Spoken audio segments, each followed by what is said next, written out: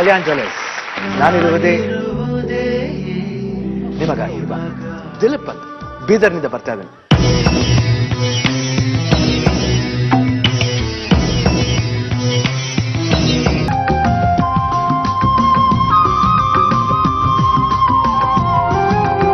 ದಿಲೀಪ್ ಕುಮಾರ್ ಅಂಧನಾಗಿದ್ರೂ ಕೂಡ ಅನಾಥರು ಮತ್ತು ಪರಿತ್ಯಕ್ತರಿಗಾಗಿ ಪುಟ್ಟ ಆಲಯವೊಂದನ್ನು ನಡೆಸ್ತಾ ಇದ್ದಾನೆ. ಈತ ಅಂಧನಾದರೂ ಸ್ನಾತಕೋತ್ತರ ಪದವೀಧರ, ಜೊತೆಗೆ ಹಾಡುಗಾರನೂ ಕೂಡ. ದಿಲೀಪ್ ಕುಮಾರ್ಗೆ ತನ್ನದೇ ಆದ ಕೆಲವು ಆಸೆ ಆಕಾಂಕ್ಷೆಗಳಿದ್ದಾವೆ. ಅವುಗಳೇನು ಅಂತ ಆತನ ಮಾತುಗಳಲ್ಲೇ ಕೇಳೋಣ. ಆತನಿಗೆ ಕಾಣಿಸಲ್ಲ, ಅವನು ಏನ್ ಸಾಧನೆ ಮಾಡ್ತಾನೆ, ಏನ್ ವಿಷ್ ನ ಮುಂದೆ ತಗೊಂಡ್ಬರ್ತಿದೆ ಅಂತ ಅವನ ಬಾಯಲ್ಲ ಕೇಳಿ. So let's welcome Dilip.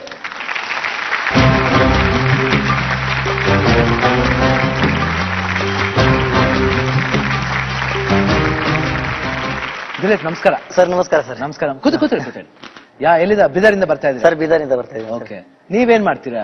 Sir ನಾನು ಹುಟ್ಟಿನಿಂದ ಅಂಧನಾಗಿದ್ದು ನಾನು ಸ್ವಲ್ಪ ಶಿಕ್ಷಣ ಪಡ್ಕೊಂಡ್ಮೇಲೆ ಈಗ ಸಮಾಜ ಸೇವೆ ಮಾಡ್ತಾ ಇದ್ದೀನಿ. ಸಮಾಜ ಸೇವೆ ಅಂದ್ರೆ ನಮ್ಮ ಅಂಧರಿಗೆ ಶಾಲೆ ಓದಿಸೋದು, ಸಂಗೀತ ಕಲಿಸೋದು, ಆಮೇಲೆ ಈ ಮುಂದುವರೆದಂತ ಪ್ರಪಂಚದಲ್ಲಿ ಕಂಪ್ಯೂಟರ್ ಕೂಡ ಒಂದು ಇಂಪಾರ್ಟೆಂಟ್ ಆಗಿರೋದ್ರಿಂದ ಕಂಪ್ಯೂಟರ್ ಶಿಕ್ಷಣ ಕೂಡ ಕೊಡ್ತೇವೆ ಸರ್. ನೀವು? ಓಹೋ, ವೆರಿ ಗುಡ್. ಸುಮಾರು 40ಕ್ಕಿಂತ ಹೆಚ್ಚು ಜನ ಮಕ್ಕಳಿದ್ದಾರೆ. ಸೊ ಒಂದು ಫ್ಯಾಮಿಲಿ ಅವರು ಮಾಡಿ ಕೊಡೋದಕ್ಕಿಂತ ಸಾಕಾಗೋದಿಲ್ಲ. ನಾನು ಒಂದು ಆರ್ಟಿಸ್ಟ್. ದಿಲೀಪ್ ಅವರೇ. ಹಾ ಸರ್. ನಿಮ್ಗೆ ಒಂದು ಕೊರತೆ ಇದ್ರೂ ಹೌದು ಸರ್, ಈ ರೀತಿ ಒಂದು ಸಮಾಜ ಸೇವೆ ಮಾಡ್ಬೇಕನ್ನ ಆಸೆ ಏನು? ಹಾ ಸರ್. ಯಾತಕ್ಕೆ? ಏನು ನಿಮ್ಗೇನು ಇನ್ಸ್ಪಿರೇಷನ್ ಏನದು? ಯಾಕೆಂದ್ರೆ ಈಗ ನಾನು ಹುಟ್ಟು ಕುರುಡ. ನಮ್ ಬೀದರ್ ಕಡೆ ಈ ಕುರುಡನಿಗೆ ಇರ್ತಕ್ಕಂತ ಬೆಲೆ ಏನು ಅಂತ ನನಗೆ ಚೆನ್ನಾಗಿ ಗೊತ್ತು. ಈ ಬೆಂಗಳೂರಲ್ಲಿ ಎಂತ ದೊಡ್ಡ ವ್ಯಕ್ತಿ ಆಗಿರ್ಲಿ ಕುರುಡನಿಗೆ ಹೆಲ್ಪ್ ಮಾಡಬಹುದು, ಆದ್ರೆ ನಮ್ಮ ಬೀದರಲ್ಲಿ ಸ್ವಲ್ಪ ಕಮ್ಮಿ. ಸೊ ಹಂಗಿರೋದ್ರಿಂದ ಅವರು ಅಲ್ಲಿ ಶಿಕ್ಷಣನೂ ಕೂಡ ಸಿಗ್ತಾ ಇಲ್ಲ ಆ ಕಡೆ. ಅವರು ಸ್ವಲ್ಪ ಚಿಕ್ಕವ್ರು ಇರ್ತಾರೆ, ಆಮೇಲೆ ದೊಡ್ಡವ್ರು ಆಗ್ತಾರೆ, ಭಿಕ್ಷೆ ಬೇಡುತ್ತಾರೆ, ಆಮೇಲೆ ಮನೆಯಲ್ಲಿ ಅವರಿಗೆ ಸರಿಯಾಗಿ ನೋಡ್ಕೊಳ್ಳೋರು ಇರಲ್ಲ, ಟ್ರೀಟ್ ಮಾಡೋರು ಇರಲ್ಲ, ಮತ್ತೆ ಅವರಿಗೆ ಆತ್ಮವಿಶ್ವಾಸವನ್ನೇ ಕಳ್ಕೊಂಡ್ ಬಿಡ್ತಾರೆ ಅವರು.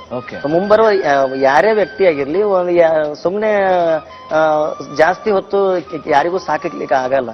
ಸೊ ಹಂಗಾಗಿ ಅವರಿಗೆ ತೊಂದರೆ ಆಗ್ತಾ ಇದೆ, ಮತ್ತೆ ಸಮಾಜದಲ್ಲಿ ಅವರಿಗೆ ಬೆಲೆ ಸಿಗ್ತಾ ಇಲ್ಲ, ಅವರು ಸಾಧನೆ ಮಾಡಬಹುದು ಅಂತಕ್ಕಂಥ ಉದ್ದೇಶ ನನ್ನಲ್ಲಿತ್ತು. ಯಾಕೆಂದ್ರೆ ನಾನು ಬ್ಲೈಂಡ್ ಆಗಿದ್ದಾಗ ನನಗೆ ಶಿಕ್ಷಣ ಸಿಕ್ತು, ನಾನು ಇವಾಗ ಏನೇ ಮಾಡಬಹುದು ಅಂತಕ್ಕಂಥ ಆತ್ಮವಿಶ್ವಾಸ ನನ್ನಲ್ಲಿದೆ. ಸೊ ಹೀಗಾಗಿ ಅಂಧರು ಕೂಡ ಈ ಸಮಾಜದಲ್ಲಿ ಬದುಕಬಹುದು, ಏನೇ ಮಾಡಬಹುದು, ಅವರಿಗೆ ಒಂದು ಒಳ್ಳೆಯ ಮಾರ್ಗದರ್ಶನ ಬೇಕು ಅಂತಕ್ಕಂಥ ಉದ್ದೇಶ ಇಟ್ಕೊಂಡು ನಾನು ಈ ಶಾಲೆಯನ್ನು ಪ್ರಾರಂಭ ಮಾಡಿದೆ. ಮತ್ತೆ ನನ್ನ ಅಂಧ ಸಮಾಜದಲ್ಲಿ ನಾನು ಸೇವೆ ಮಾಡ್ತಾ ಇದ್ದೀನಿ.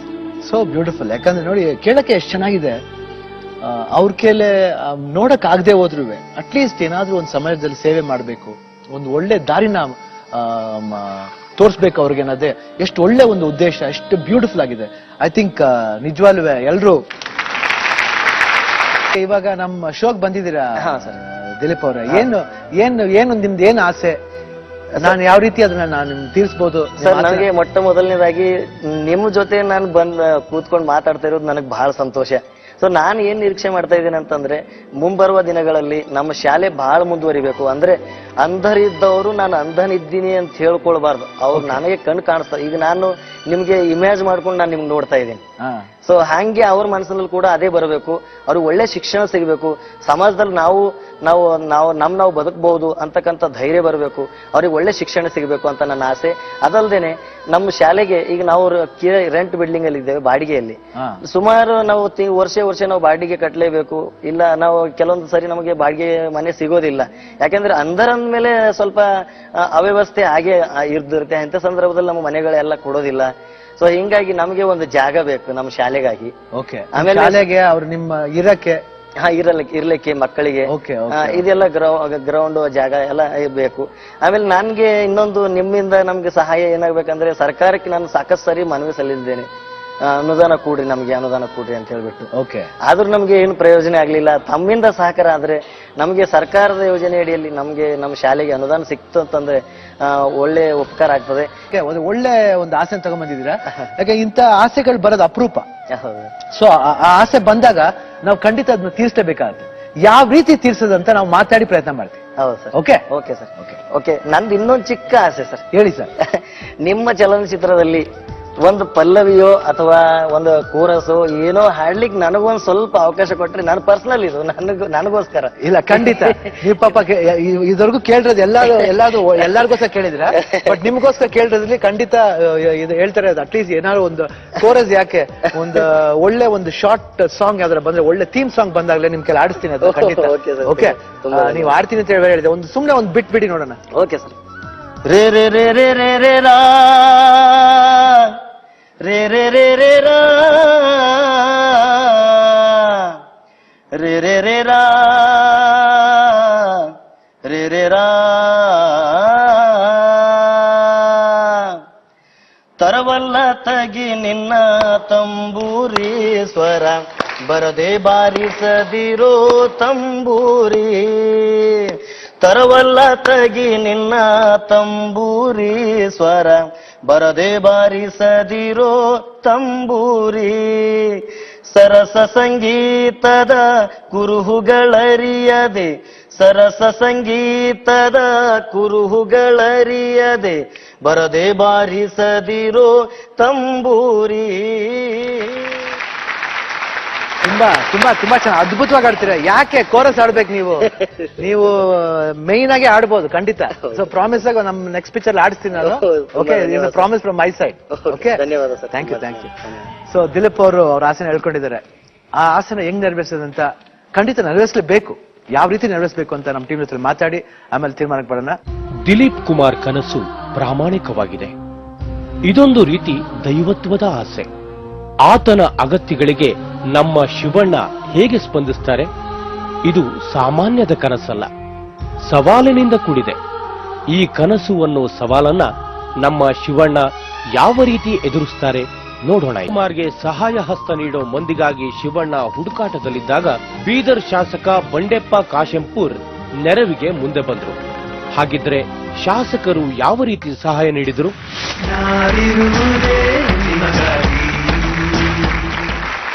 ದಿಲೀಪ್ ಅವರು ಅವ್ರ ಕಣ್ಣಿಲ್ಲ ಅಂದ್ರೂ ಬೇರೆಯವ್ರಿಗೆ ಸೇವೆ ಮಾಡಬೇಕು ಅಂತ ಎಷ್ಟೋ ಜನ ಒಂದು ಜಾಗದಲ್ಲಿ ಇಟ್ಟಿದ್ರು. ಯಾವ್ಯಾವ ರೀತಿ ಹೆಲ್ಪ್ ಮಾಡ್ಬೋದು ಅಂತ ಅವ್ರ ಕೈಲಾದ ಪ್ರಯತ್ನ ಪಟ್ರು. ಸೊ ಇವಾಗ ಏನು, ಒಂದು ಜಾಗ ಬೇಕು ಅವ್ರಿಗೆ ಒಂದು ನೆಲೆ ತೋರಿಸ್ಬೇಕು, ಅವ್ರಿಗೂ ಧೈರ್ಯ ತುಂಬಿಸ್ಬೇಕು ಅಂತ ಒಂದು ಒಳ್ಳೆ ಆಸೆಯಿಂದ ಬಂದ್ರು. ನಾವು ನಮ್ಮ ಟೀಮ್ ಜೊತೆ ಏನ್ ಮಾಡ್ಬೋದು ಅಂತ ಬಂದಾಗ ಒಬ್ರು ಬಂದ್ರು. ಅವ್ರು ಬೇರೆ ಯಾರು ಇಲ್ಲ, ಬೀದರ್ ದಕ್ಷಿಣ ಶಾಸಕರು ಬಂಡೆಪ್ಪ ಕಾಶೆಂಪೂರ್ ಅಂತ. ಸೊ ಅವ್ರು ಬಂದಿದ್ದಾರೆ, ಅವರು ಸಹಾಯ ಮಾಡ್ತೀನಿ ಅಂತ ಬಂದಿದ್ದಾರೆ. ಏನ್ ಸಹಾಯ ಮಾಡ್ತೀನಿ ಅಂತ ಅವ್ರ ಬಾಯಲ್ಲ ಕೇಳೋಣ. So let's welcome Bandeppa Kashempur ಅಂತ.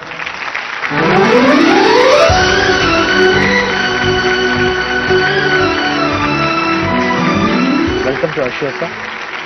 ಇವಾಗ ಬಂದಿರೋ ಹುಡುಗ ದಿಲೀಪ್ ಅಂತ, ಬಹಳ ಒಳ್ಳೆ, ಅವನಿಗೆ ಕಾಣಿಸಲ್ಲ ಸರ್ ಹುಡುಗನಿಗೆ, ಬಟ್ ಆದ್ರೂ ಒಂದು ಒಳ್ಳೆ ಸೋಷಿಯಲ್ ಸರ್ವಿಸ್ ಮಾಡಬೇಕು ಅನ್ನೋದು ಒಂದು ಆಸೆ. ಒಂದು 63 ಜನ ಏನೋ ನೋಡ್ಕೊತಾ ಇದ್ದಾರೆ.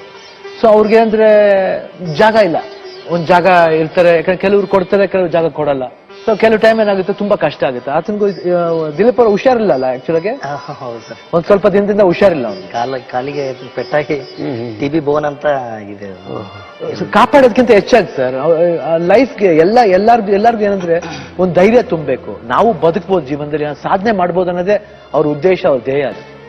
ಸೊ ಒಂದ್ ಒಳ್ಳೆ ಧ್ಯೇಯ ಬಂದ ತಕ್ಷಣ ಒಂದು ವಾಸನೆ ಬಂದ್ ನಮ್ ಶೋಲಿ ಹೇಳಿದ್ವಿ.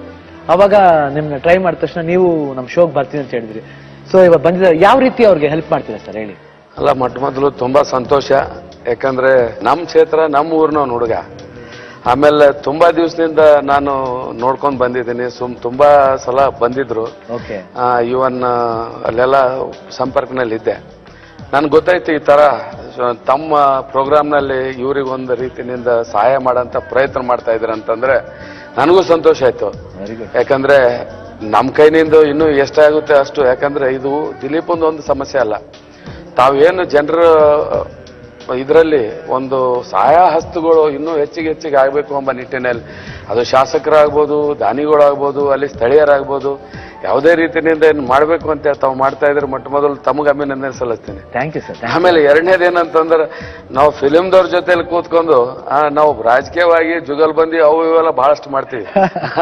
ತಮ್ಮ ಜೊತೆಲಿ ಕೂತ್ಕೊಂಡು ಇದು ಮೊದಲ ಪ್ರೋಗ್ರಾಮ್. ಅಯ್ಯೋ ತುಂಬಾ ಥ್ಯಾಂಕ್ಸ್. ನಾವು ನಮ್ಗೆ ಖುಷಿ ಆಗುತ್ತೆ ಸರ್ ಈ ತರ, ಯಾಕಂದ್ರೆ ಒಂದ್ ಒಳ್ಳೆ ಉದ್ದೇಶ ಇಟ್ಕೊಂಡ್ ಬಂದವ್ರಿಗೆ ಯಾವಾಗ ಕೈ ಬಿಡ್ಬೇಡ. ಹೌದು, ಇಲ್ಲ, ಅದಕ್ಕೆ ನಾ ಮೊದಲು ದಿಲೀಪ್ ಕೇಳಕ್ ಬಯಸ್ತೀನಿ. ಯಾಕಂದ್ರೆ ಹಲವಾರು ದಿವಸದಿಂದ ಪಾಪ ಅವರೆಲ್ಲ ನಾವು ಸ್ಟೇಡಿಯಂಗೆಲ್ಲ ಹೋದಾಗ, ಇವನ್ ನಾನು ಮಂತ್ರಿ ಇದ್ದಾಗೆಲ್ಲ ಅವರೆಲ್ಲ ಬಂದು ಸಂಪರ್ಕ ಎಲ್ಲ ಮಾಡಿದ್ದು ಘಟನೆಗಳಿದಾವೆ. ಅದಕ್ಕೆ ಇವತ್ತಿಂದ ಯಾಕಂದ್ರೆ ನಾನು ಬಹಳ ದಿವಸ ಆಯ್ತು ಅವ್ರು ಮತ್ತೆ ಸಂಪರ್ಕ ಮಾಡಲಿಲ್ಲ. ಯಾಕೆ ಇನ್ನೊಂದು ತಮಗೆ ಹೇಳಕ್ ಬಯಸ್ತೀನಿ, ನಮ್ಮ ಕುಮಾರಸ್ವಾಮಿ ಅವರ ಅವಧಿಯಲ್ಲಿ ಏನು ಹ್ಯಾಂಡಿಕ್ಯಾಪ್ಡ್ ಡೆವಲಪ್ಮೆಂಟ್ ಕಮಿಷನರ್ ಏನ್ ಇರ್ತಾರ, ಅದು ವಿಶೇಷವಾಗಿ ನಮ್ಮ ಬೀದರ್ನವರಿಗೆ ನಾ ಮಾಡಿದ್ದೆ. ಹೌದು, ದಾಸ್ ಸೂರ್ಯವಂಶಿ ಅಂತ.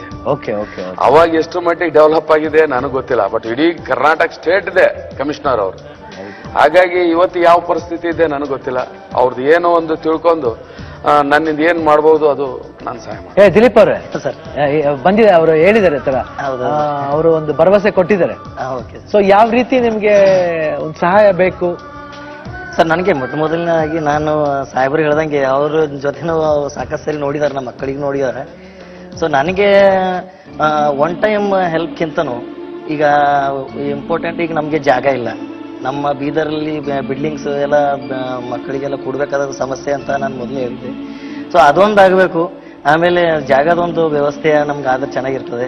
ಆಮೇಲೆ ನಮ್ಗೆ ಸತತವಾಗಿ ರಾಜ್ಯ ಸರ್ಕಾರದಿಂದ ಅನುದಾನ ಬರುವಂಗೆ ಆಗ್ಬೇಕು ನಮ್ಗೆ. ಯಾಕೆಂದ್ರೆ ಯಾರೇ ಆಗಲಿ ಎಷ್ಟು ಸರಿ ಕೇಳಿದ್ರೆ ಎಷ್ಟು ಕೊಡ್ಲಿಕ್ಕೆ ಸ್ವಲ್ಪ ಹಿಂದೆ ಮುಂದೆ ಆಗ್ಬೋದು. ಬಟ್ ಸರ್ಕಾರದಿಂದ ನಮ್ಗೆ ಸಿಗ್ತಾ ಇದ್ರೆ ನಮ್ಗೆ ಯಾವುದೇ ರೀತಿಯಿಂದ ತೊಂದರೆ ಆಗೋದಿಲ್ಲ. ಯಾಕಂದ್ರೆ ಬೀದರು ಹಿಂದುಳಿದ ಪ್ರದೇಶ ಆಗಿರೋದ್ರಿಂದ ಸುಮಾರು ಏನಿಲ್ಲ ಅಂದ್ರೆ ಒಂದು 500 ಹಳ್ಳಿ ಇದಾವೆ. ಒಂದೊಂದು ಹಳ್ಳಿಯಲ್ಲಿ ಒಂದೊಂದು ಮಗು ಸಿಗ್ತದೆ ನಮ್ಗೆ. ಒಂದು ಹಳ್ಳಿಯಲ್ಲಿ ಸಿಗ್ಲಿಲ್ಲ ಅಂದ್ರೆ ಮತ್ತೆ ಎರಡನೇ ಹಳ್ಳಿಯಲ್ಲಿ 2 ಮಗು ಸಿಗ್ತದೆ. ಸೊ ಅವರಿಗೆಲ್ಲ ಎಜುಕೇಶನ್ ಕೊಡ್ಬೇಕು. ಅಲ್ಲಿಂದ ಜನಗಳಿಗೆ ಬೆಂಗಳೂರು ಅಥವಾ ಹುಬ್ಬಳ್ಳಿನೋ ಮತ್ತೆ ಇನ್ನು ಬೇರೆ ಬೇರೆ ಕಡೆ ಸ್ಕೂಲಿಗೆ ಹಾಕ್ಲಿಕ್ಕೆ ಆಗಲ್ಲ. ಸೊ ಅಲ್ಲೇ ಏನೋ ಒಂದು ನಾವು ಮಾಡಬೇಕು ಅಂತ ನಾವು ಉದ್ದೇಶದಿಂದ ಮಾಡಿದ್ದೇವೆ. ಅದಕ್ಕೆ ಪರ್ಯಾಯ ಬೇಕಾದಂತ ಸಹಕಾರ ಸರ್ಕಾರ ಆಮೇಲೆ ಸಾಹೇಬ್ರಂತವ್ರು ನೀಡಿದ್ರೆ ನಮಗೆ ತುಂಬಾ ಅನುಕೂಲ ಆಗ್ತದೆ ಅಂತ ನಾನು ಅಲ್ಲ, ಈಗ ಅವರು ಕೇಳೋದು ಸೈಟು. ಈಗ ಸೈಟು ಅದಕ್ಕೆ ಆದಂತ ಸರ್ಕಾರದೊಂದು ಕೆಲವು ಕಾನೂನುಗಳಿದಾವೆ. ಈಗ ಅದರ ವ್ಯಾಪ್ತಿಯಲ್ಲಿ ಈಗ DC ಗೆ ನಾವು ಅಲ್ಲಿಂದ ರಿಕಮೆಂಡ್ ಮಾಡಿ ಸರ್ಕಾರಕ್ಕೆ ಬಂದು ಆ ಹಂತಲ್ಲಿ ಇವ್ರು ಏನಾರ ಅದ್ರ ಎಲಿಜಿಬಲ್ ಇದ್ರೆ ಅದಕ್ಕೂ ಕೊಡಿಸ್ಬೋದು. ಯಾಕಂದ್ರೆ ಮೊದಲು ಸ್ವಲ್ಪ ಸುಲಭ ಇತ್ತು, ಅಲ್ಲೇ DC ಅವ್ರ ಲೆವೆಲ್ದಾಗೆ ಆಗ್ತಿತ್ತು. ಈಗ ಸರ್ಕಾರ ಲೆವೆಲ್ದಲ್ಲಿ ಬಂದಿದೆ ಅದು. ಹಂಗಾಗಿ ಅದು ನೋಡೋಣ. ನಾನು ಬೇಕಾದ್ರೆ ವೈಯಕ್ತಿಕವಾಗಿ ಅಲ್ಲಿ ಪರ್ಸ್ಯೂ ಮಾಡಿ ಯಾವ ರೀತಿ ಮಾಡ್ಬೇಕು. ಬಟ್ ನಾವು ಆಸ್ ಎ ಶಾಸಕರು ತಮ್ಗೆ ಹೇಳ್ಬೇಕಾದ್ರೆ ನಮ್ಮ ಹತ್ರ ವೈಯಕ್ತಿಕವಾಗಿ ಸಪೋಸ್ ಇವ್ರಿಗೆ ಏನಾರ ಒಂದು ಇಂಟ್ರೆಸ್ಟೆಡ್ ಇತ್ತು, ಈಗ ನಮ್ಮಲ್ಲಿ ಲೋನ್ ಕೊಡೋಂಥ ಕೆಲವು BCM ಕಾರ್ಪೊರೇಷನ್ ಆಗಲಿ SC/ST ಕಾರ್ಪೊರೇಷನ್ ಆಗಲಿ ಅದರ ಬೆನಿಫಿಷರಿ ನಾವೇ ಸೆಲೆಕ್ಟ್ ಮಾಡ್ತೀವಿ, ಅದರ ಅಧ್ಯಕ್ಷತೆ ನಾವೇ ಇರ್ತೀವಿ. ಅಂಥದ್ರಲ್ಲಿ ಏನಾರ ನಾವು ನೇರವಾಗಿ ಇವ್ರಿಗೆ ಸಹಾಯ ಮಾಡ್ಬೋದು. ಓಕೆ. ಆಮೇಲೆ ಸಪೋಸ್ ಏನಾರ ಇವ್ರದ್ದು ಸಂಸ್ಥೆಗೆ ಏನಾರ ಜಮೀನು ಏನಾರ ಇದ್ರೆ ಒಂದು ಇವ್ರದ್ದು ಪರ್ಸನಲ್ ಆಗಿ ಒಂದು ಗಂಗಾ ಕಲ್ಯಾಣ ಅಂತ ಒಂದು ಯೋಜನೆ ಇದೆ, ಅದಕ್ಕೆ ಹಾಕ್ಬೋದು. ಹಿಂಗೆ ಏನಾರ ಒಂದು ವೇಔಟ್ ಹುಡ್ಕೋಣ. ಆ ವೇಔಟ್ ಹುಡುಕಿ ಒಂದು ಒಳ್ಳೆ ಇದು ಮಾಡೋಣ ದಿಲೀಪ್. Okay sir. ಓಕೆ. ಯಾಕಂದ್ರೆ ಇದು ತಕ್ಷಣ ಏನಂದ್ರೆ ಒಂದು ಮನೆ ಅಂದ ತಕ್ಷಣ ಒಂದು ಮನೆ ಹೌದು ಫಾರ್ಮ್ ಮಾಡಕ್ಕಾಗಲ್ಲ. ಯಾಕೆ ಎಲ್ಲದಕ್ಕೂ ಒಂದು ಕಾನೂನು ಅಂತ ಇರುತ್ತೆ, ಒಂದು ಲಾ ಇರುತ್ತೆ, ಅದ್ರ ಪ್ರಕಾರ ಹೋಗ್ಬೇಕಾಗುತ್ತೆ. ನಾವು ಅವ್ರು ಮುಂದೆ ಬಂದಿದ್ದಾರೆ, ಹೆಲ್ಪ್ ಮಾಡ್ತೀನಿ ಮುಂದೆ ಬಂದಿದ್ದಾರೆ. ಖಂಡಿತ ಸಾಹೇಬ್ರು ಆ ರೀತಿ ಆ ನೆಟ್ನಲ್ಲಿ ಹೋಗಿ ಒಂದು ಒಳ್ಳೆ ಸಹಾಯ ಮಾಡ್ತಾರೆ ಅಂತ ಒಂದು ಭರವಸೆ ಇದೆ ಸರ್ ನಮಗೆ. ಸೊ ಥ್ಯಾಂಕ್ ಯು, ನಮ್ಮ ಶೋಕ್ ಬಂದು ಈ ತರ ಒಂದು ಭರವಸೆ ಕೊಟ್ಟಿದ್ರು ಸರ್, ತುಂಬಾ thanks. Thank you Shivraj Kumar. Okay Dilip ಅವರೇ ಬನ್ನಿ. ಸಾಹೇಬ್ ಇಲ್ಲೇ ಇದ್ದಾರೆ. ಇಲ್ಲ, ನಮ್ಮ ಹಳೆ ಇದು ನಾನು ಮಿನಿಸ್ಟರ್ ಇದ್ದಾಗೆಲ್ಲ ಯಾವಾಗೂ ಬರ್ತಾ ಇರ್ತೀವಿ. ಸೊ ಒಳ್ಳೆ ಸಲಹೆ ಕೊಟ್ಟಿದ್ದೀರಾ ಸರ್. ಅದ್ರ ಪ್ರಕಾರ ಸಪೋಸ್ ಅವ್ರಿಗೆ ಲೋನ್ ಇದು ಮಾಡಬೇಕು ಅಂತ ಇದು ಬಂದಾಗ ಬೇರೆ ರೀತಿ ಯಾವ್ದಾರು ಇರ್ಬೇಕು ಅಂದ್ರೆ ನಮ್ಗೆ ಒಂದು ತಿಳಿಸ, ಆ ರೀತಿ ಒಂದು ಫಾರ್ಮೇಟ್ ಇಲ್ಲ ಮಾಡೋಣ. ನಾನು ಬೇರೆ ಬೇರೆ ರೀತಿಯಿಂದ ಯಾವ ರೀತಿ ಸಹಾಯ ಮಾಡ್ಬೋದು ಅಲ್ಲಿ ಬೀದರ್ನಲ್ಲಿ ನೋಡ್ಕೊಂಡು ಹೆಲ್ಪ್ ಮಾಡಿ. Thank you sir. Thank you sir. Thank you.